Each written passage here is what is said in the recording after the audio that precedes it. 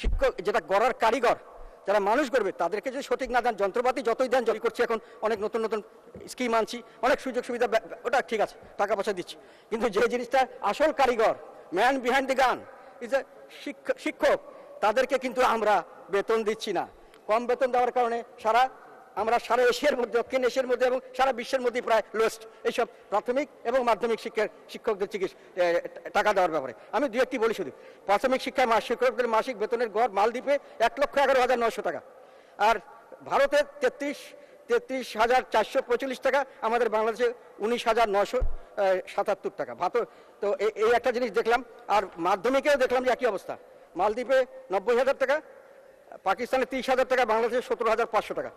তো এখন প্রশ্ন হলো যে ভালো যদি বেতন না দেন ভালো লোক তো আসবে না, ভালো লোক আসলেও থাকবে না।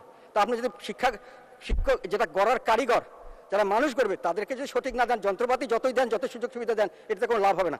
আমরা যখন ছাত্র ছিলাম একেবারে টিনের চাল এবং বেড়ার ঘরে প্রাথমিক শিক্ষা হয়েছে, তার জন্য তো আমাদের কোনো অসুবিধা হয়নি। মানে স্পিকার, সার্বজনীন পেনশন স্কিম যেটা ডিক্লেয়ার করা হয়েছে, এটা নিয়ে একটা আন্দোলন চলছে অনেকেই। আমি এটা দেওয়ার চেষ্টা করলাম, দেখলাম যে আগে যেটা সার্বজনীন পেনশন স্কিম দেওয়া হয়েছিল এটাতে খুব একটা বেশি সাড়া আসেনি, যে কোনো কারণেই হোক।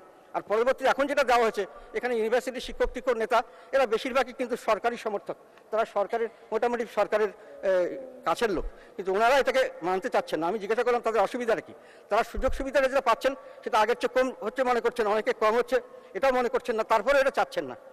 এখানে আমি একটা জিনিস খেয়াল করলাম, সেটা হলো, এটা বললেও খারাপ শোনায়, সেটা হলো মানুষের আস্থাহীনতা হচ্ছে যে আপনার যেটা সরকার কমিট করছে সেটা আলটিমেটলি দিতে পারবে কিনা, দিবে কিনা, সঠিকভাবে পাবো কিনা, এটা বড় ধরনের একটা আস্থাহীনতা। আমি মনে করি এটা আমাদের দেশ বা সরকারের কারোর জন্য এটা মঙ্গলজনক নয়। চট্টগ্রাম উন্নয়ন বোর্ডের একটা রাবার বাগান ব্যবস্থাপনা ইউনিট, সরকারি চাকরি, সরকারি সেখানে তাকে কি টার্মস অ্যান্ড কন্ডিশন দেওয়া হবে, তাকে লিখিতভাবে দেওয়া হয়েছে।